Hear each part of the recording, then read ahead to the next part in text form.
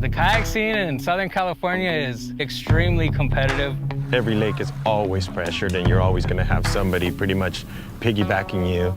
It's always a battle to the top of who's claiming to be the better angler. Anyone who comes out here from out of SoCal will tell you that, the fishing's tough out here, but you will catch big fish.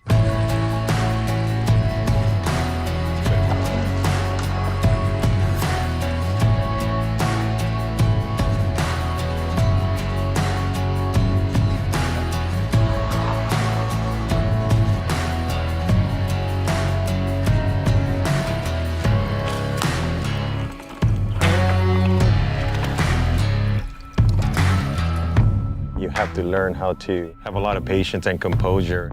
We carry a lot more spinning gear, I think. You definitely have to be in tune with the finesse tactics over here with the clear water, deep water reservoirs we have. Since the fishing is so tough, we all just, pitch in ideas and tips and tricks just to catch some fish. The camaraderie is awesome. I wouldn't have it any other way. We've been around together for quite some time now, and we all try to beat each other out. A lot of joking around and competing all at the same time, and bragging rights. We definitely help each other out and, check up on each other when we see each other on the water, see how we're doing. It's pretty cool to be able to blend and meet with everybody in the kayak fishing community over here in Southern California.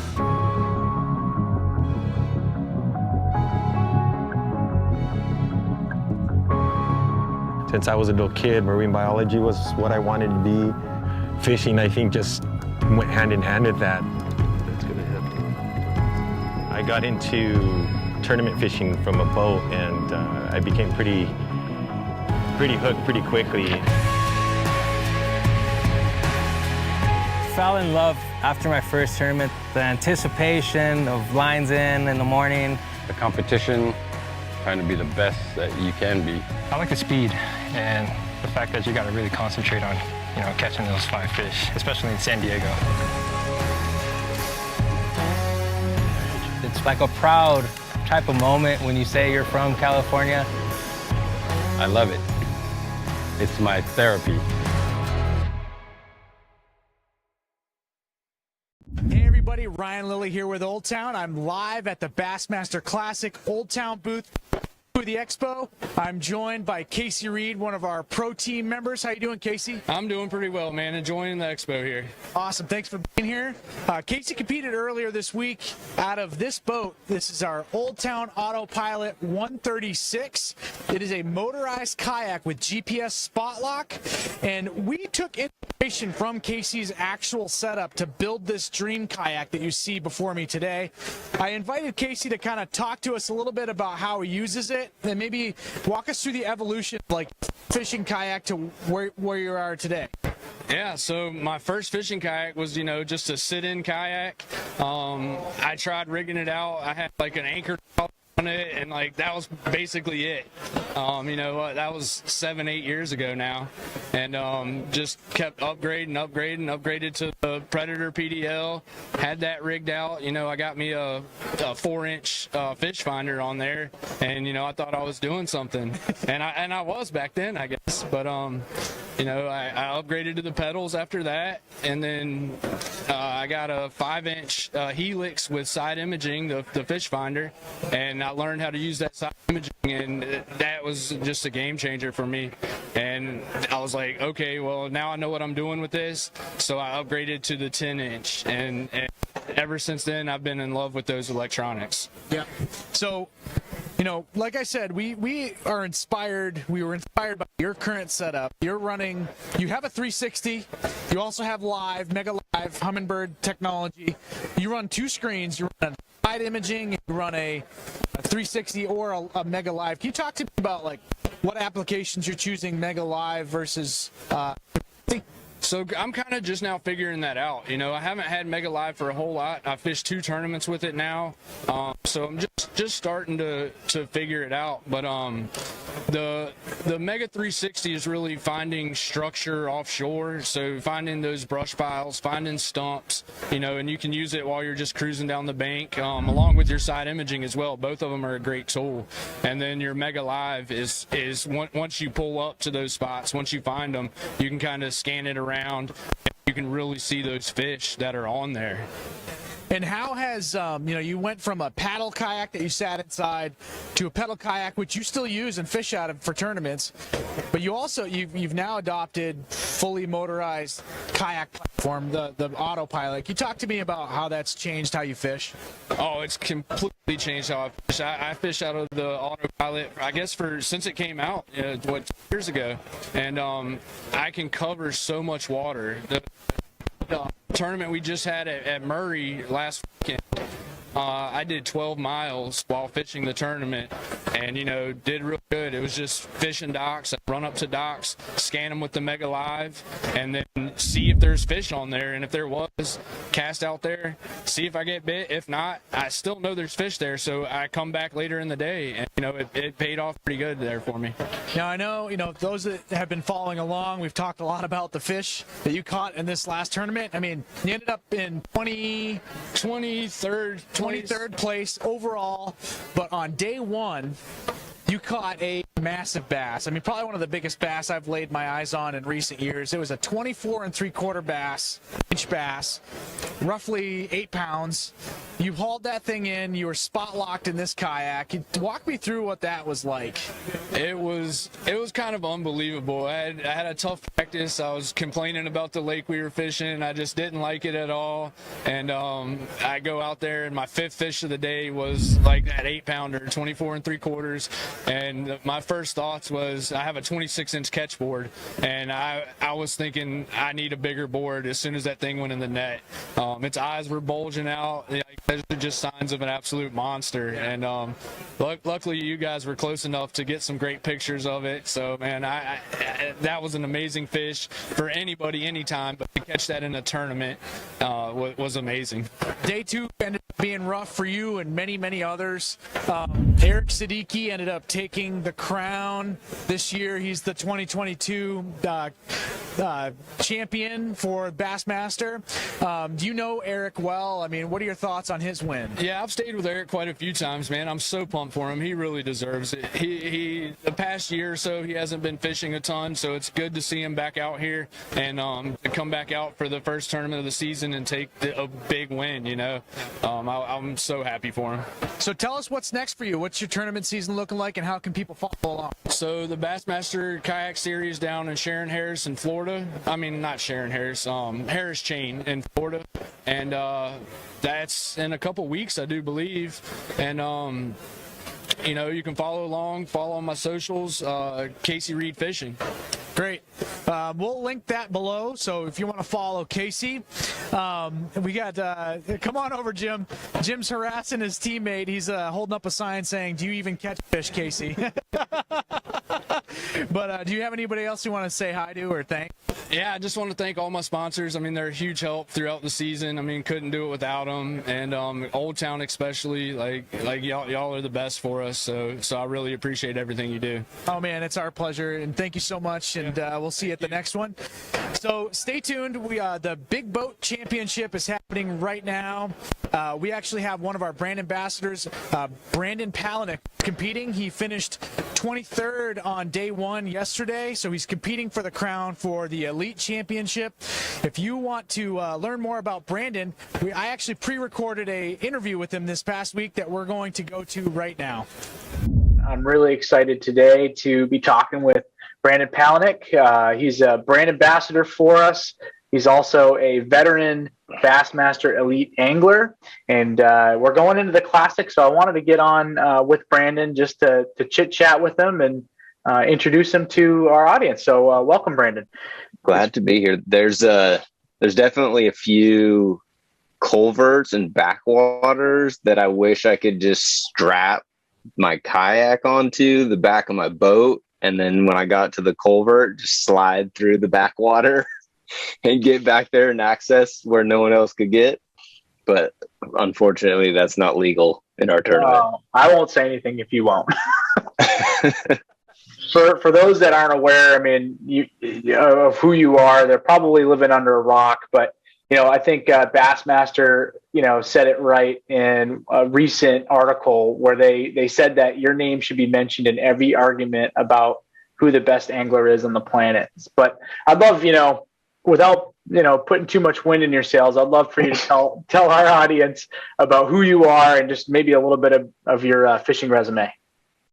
Yeah, I'm, well, you said Brandon Palaniuk. Grew up in actually the state of Idaho, which is not known for its bass fishing, or more known for trout fishing.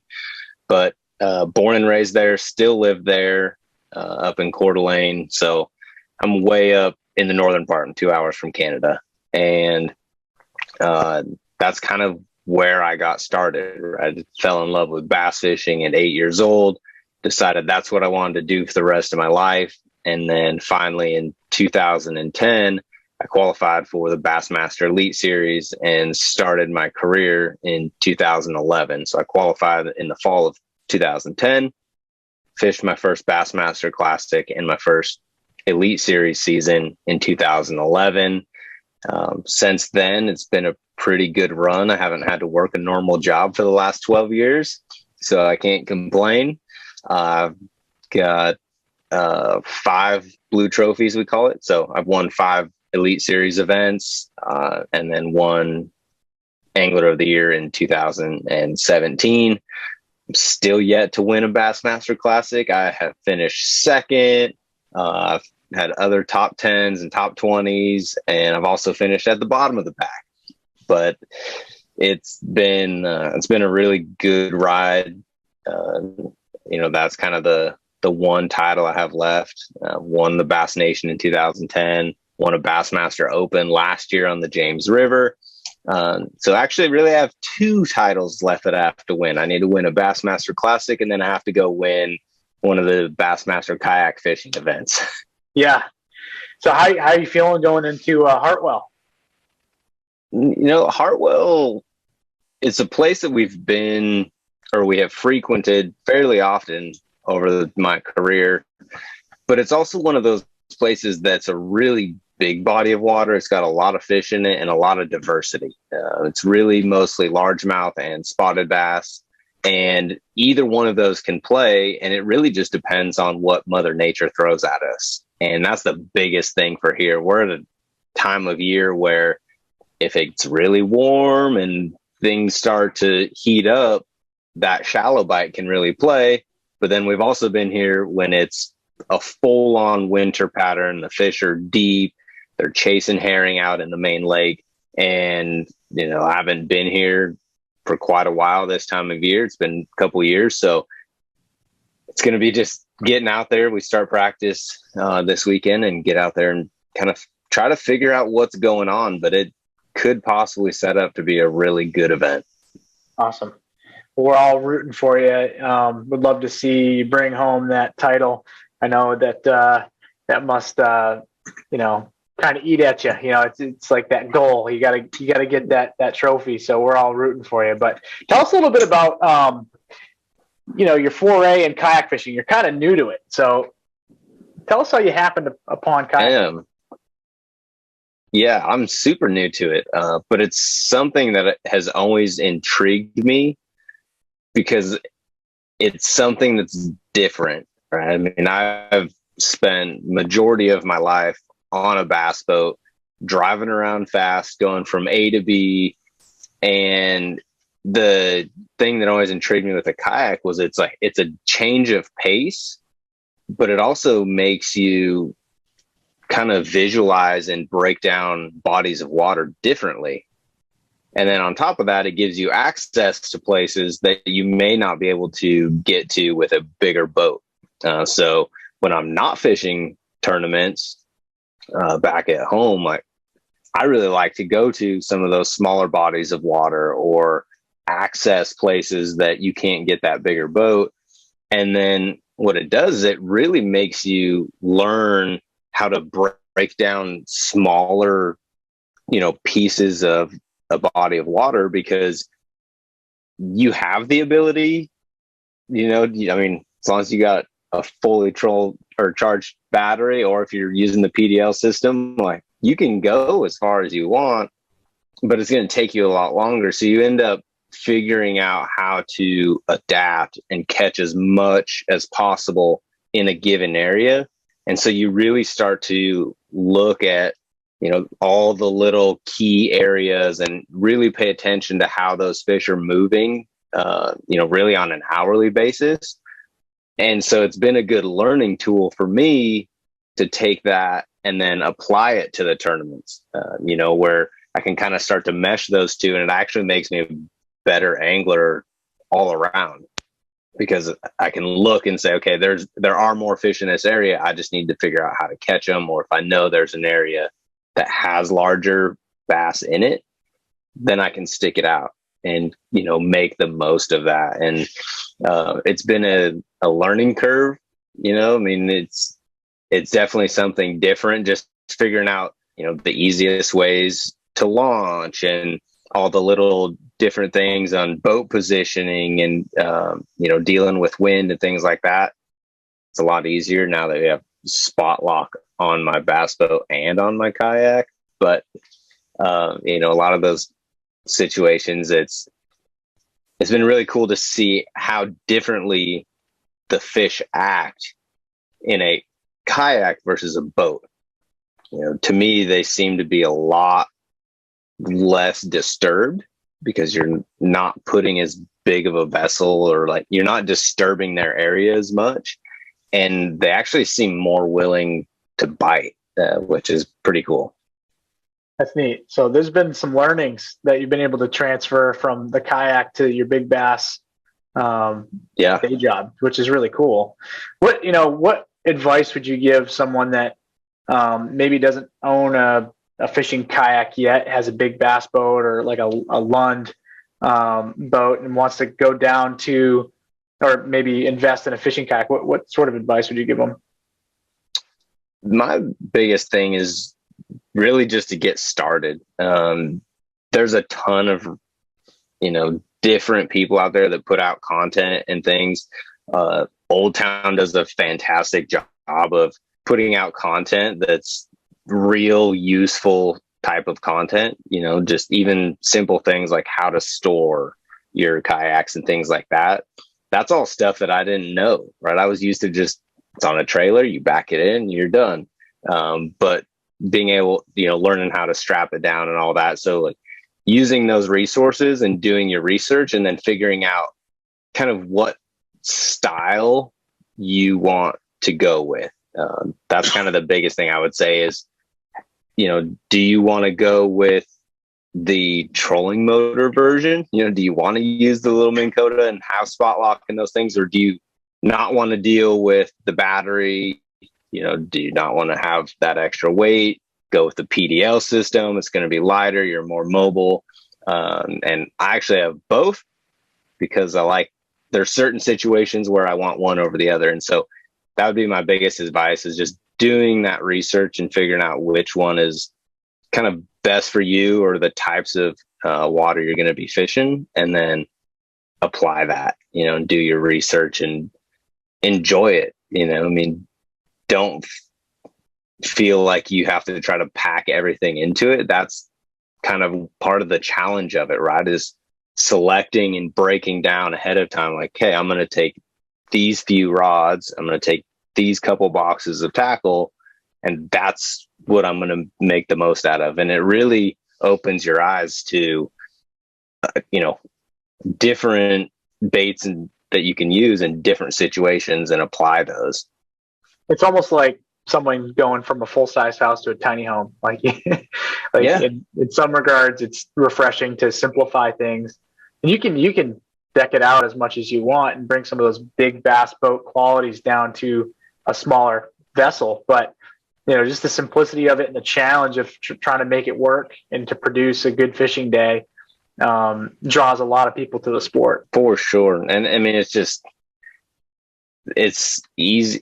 It's easier in a lot of senses, right? I mean, and it provides a lot of access. And if fuel prices keep going up, it's going to be way cheaper. Obviously, your starting cost is cheaper, but I mean, all you need is a little bit of leg power or charge up your batteries and you're good to go. Yeah. Yeah.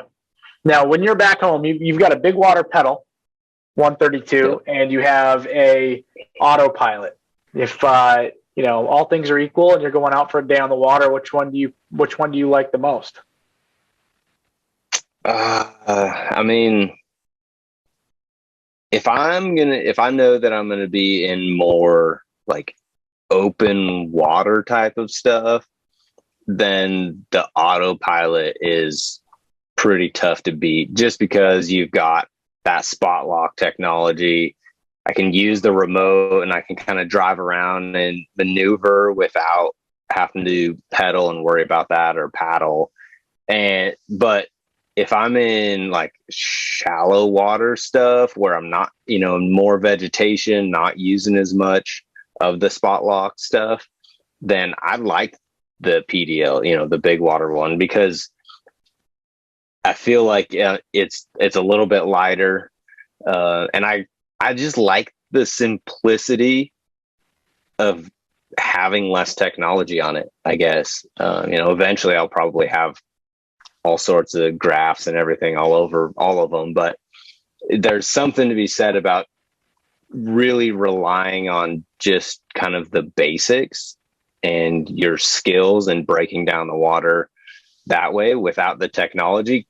Kind of it like brings me back, and I feel like it kind of keeps me grounded on that level, to that then when I do go to the bigger events like the Bassmaster Classic or something, I have that balance. I don't forget those basics and those things that are really the foundation building blocks to being able to make it on the professional tour. Right. Well, as you know, we've got the kayak championship happening the same week as the classic. We've got a team of our pro team is competing in the classic. We've got 6 people that are representing Old Town at the event, and so it's super exciting, not only for the big bass elite anglers, but also for what's happening on the professional kayak fishing side as well. Just curious, do you think you'll ever bridge over and take on one of these kayak tournaments down the road? I mean, that's the plan. Eventually, I would like to. The hardest part is just scheduling. Yeah, being able to go from one place to another, and then we travel with a big RV, so really I have to figure out how I'm going to pack all of it while I'm on the road, because I may be on the road for 4 or 5 months at a time.